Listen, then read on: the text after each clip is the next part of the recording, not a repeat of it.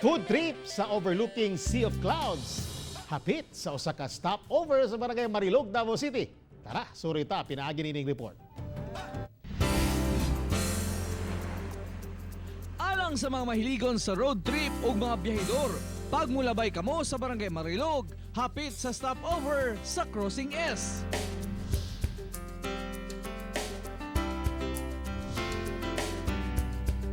Karong nindot ang panahon, nindot bisitahan ng lugar. Dami ang ilang tsokolate ug ang imong view lang naman ang Sea of Clouds. Relaxing nga lugar tungod sa talan-awon, plus mga pagkaong gina-offer nila na siguradong approve. Limbawa karon, kung init, din mag-ulan sa gabi, pagkabuntag. Mag-clouds yun. Clouds sir.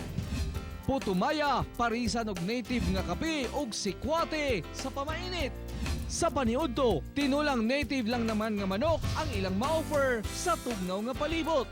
Daghan ang pagtao sir, mangita gud sila ka ng mga pagkaon.